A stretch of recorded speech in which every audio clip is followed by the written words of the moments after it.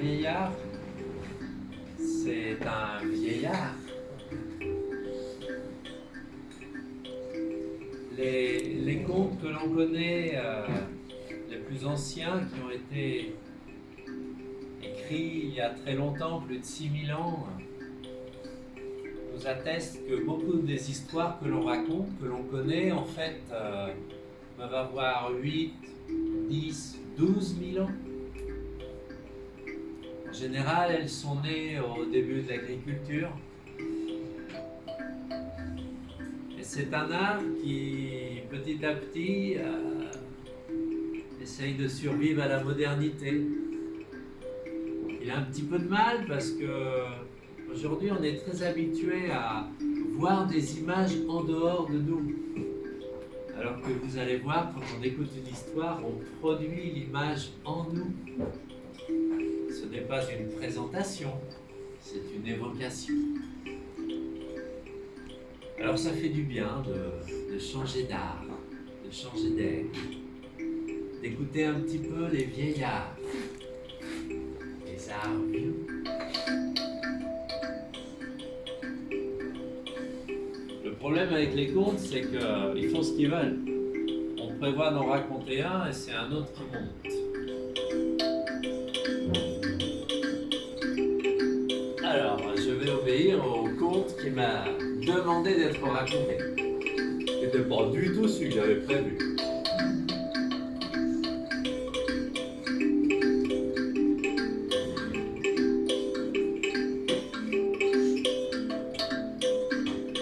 Ah.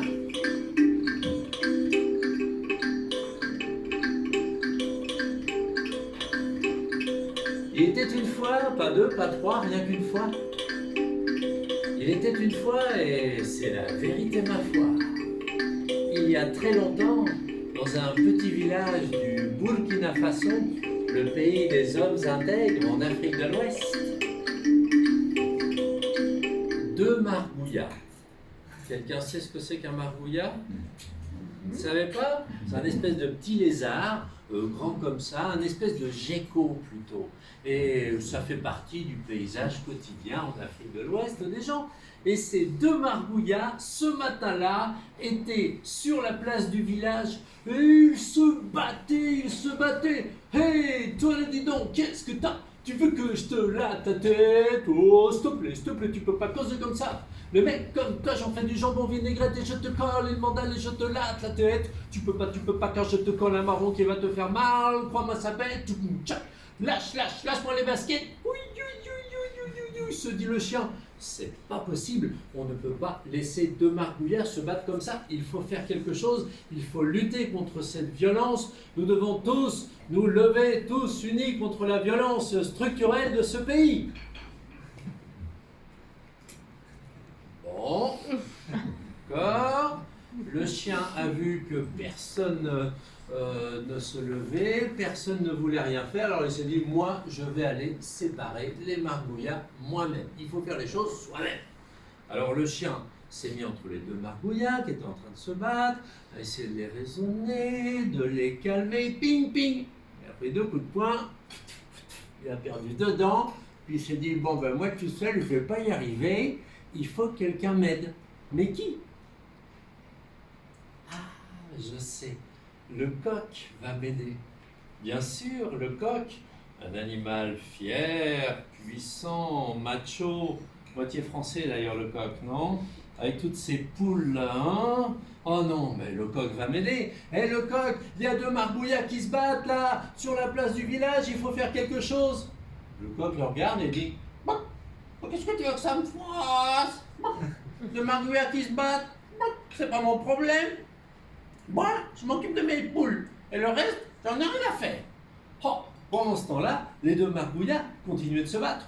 Hey, toi là, dis donc, qu'est-ce que t'as? Tu veux que je te latte la tête? Oh, s'il te plaît, tu peux pas causer comme ça. Le mec comme toi, j'en fais du jambon vinaigrette et je te colle une mandale et je te latte la tête. Tu peux pas, car je te colle un marron qui va te faire mal. Bon, ça pète, tu boum, tchac. Lâche-moi les baskets. Oui, se dit le chien. Il faut que je trouve quelqu'un pour m'aider à séparer les margouillards. Mais qui? Je sais, le bœuf va m'aider, bien sûr, le bœuf, un animal fort et puissant, lui il va m'aider. Hé le bœuf, ah, il y a deux maruas qui se battent depuis ce matin sur la place du village, il faut faire quelque chose. Le bœuf le regarde, il dit, mouf, mouf, mouf. Et qu'est-ce que tu veux que ça me fasse, moi? Deux maruas qui se battent, mais c'est pas mon problème, hein? Tu sais, moi je m'occupe de mes problèmes, et les problèmes des autres, eh ben c'est pas un problème. Mouf, mouf, mouf. Pendant ce temps-là, qu'est-ce que faisaient les margouillards? Ils continuaient de se battre, bien sûr. Hey, toi là, dis donc, qu'est-ce que t'as? Tu veux que je te lave ta tête? Oh, s'il te plaît, tu peux pas causer comme ça. Le mec, comme toi, j'en fais des jambons vinaigrettes et je te colle, lui demander, allez, je te lave ta tête. Tu peux pas dire, je te colle un marron qui va te faire mal, quoi, moi ça fait. Lâche-moi les baskets. Oui, il faut que je trouve quelqu'un pour m'aider à séparer les margouillards. Mais bien sûr, mais bien sûr, j'ai trouvé celui qui va m'aider, c'est l'âne. Ah, l'âne, un être vieux, intelligent, sage. Hé l'âne, il y a deux margouillards qui se battent depuis ce matin sur la place du village, il faut faire quelque chose. Et l'âne le regarde, il dit, mais qu'est-ce que tu veux que ça me fasse? Deux margouillards qui se battent, c'est pas mon problème. Si tu vois rien, si tu dis rien, si tu entends rien, tout ira bien. Pendant ce temps-là, les deux margouillards étaient montés sur le toit de chaume d'une case, là, et puis ils étaient en train de faire voler la paille, en train de se battre, là. Et dans la maison, il y avait une grand-mère qui préparait la soupe. Et tout à coup, la paille allait tomber dans la maison, elle a mis le feu au feu, le feu à la gamelle, le feu à la grand-mère elle est morte. Ah ben oui.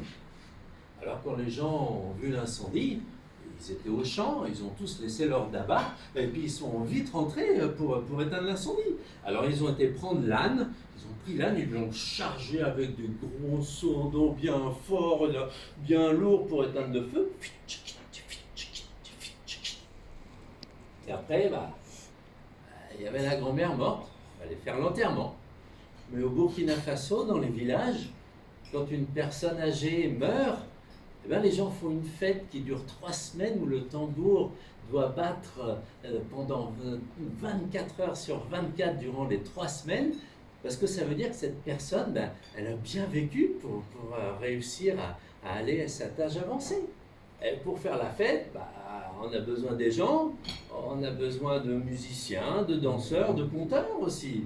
Puis surtout, on a besoin de manger, bien sûr. Ah ouais.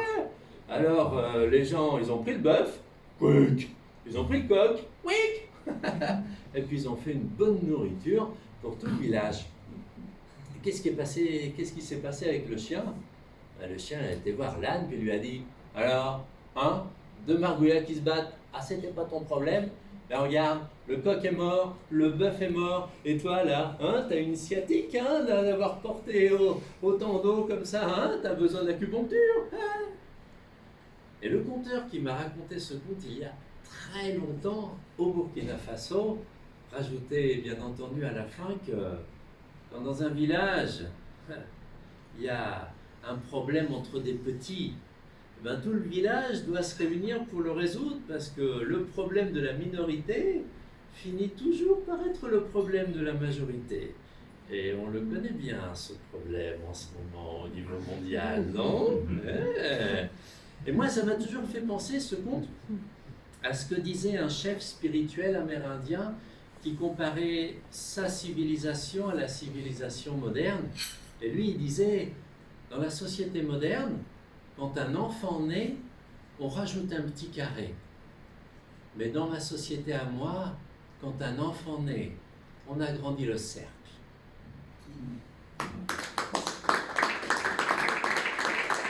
Merci.